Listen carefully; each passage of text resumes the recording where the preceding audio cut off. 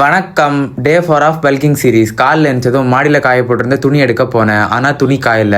சரி, அப்படியே வண்டியை கீழே எடுத்து விட்டு என்னோட ஃபர்ஸ்ட் மீலை ரெடி பண்ண ஸ்டார்ட் பண்ணிட்டேன். ஃபிட்னஸ் பண்ணுறீங்களோ இல்லையோ, டெய்லி உங்கள் டயட்டில் ஒரு 5 எக்காச்சும் ஆட் பண்ணிக்கோங்க. அது உங்கள் உடம்புக்கு ரொம்ப நல்லது. சரி, நம்ம கதைக்கு வருவோம். அப்படியே ஃபர்ஸ்ட் மீலை சாப்பிட்டு நண்பன்ட்ட சொக்காவை அயன் பண்ண சொன்னேன்.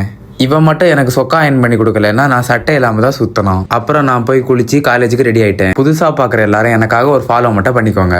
போகிற வழியில் வண்டிக்கு பெட்ரோல் போட்டு காலேஜ் ரீச் ஆகிட்டேன். நான் நேற்று என்ன விஷயத்துக்கு லெட்டர் எழுதணும், அந்த விஷயத்துக்கு ஒரு ஆள் லெட்டர் எழுதிட்டு இருக்கிறாங்க. என் கூட சேர்றதான் என்ன மாதிரி தான் இருக்குது. அப்புறமா அப்படியே சும்மா ஃபன்னுக்கு ஒரு வீடியோ எடுத்தோம். வீடியோ எடுத்துட்டு பசங்க கூட சும்மா பேசிட்டு இருந்தேன். பேசிட்டு அப்படியே காலேஜ்லேருந்து கிளம்பிட்டேன். வரும்போது கோச் சொன்ன சப்ளிமெண்ட்டை வாங்கிட்டு சிக்கனையும் வாங்கிட்டு வீட்டுக்கு வந்து லஞ்சை சாப்பிட்டு முடிச்சிட்டேன்.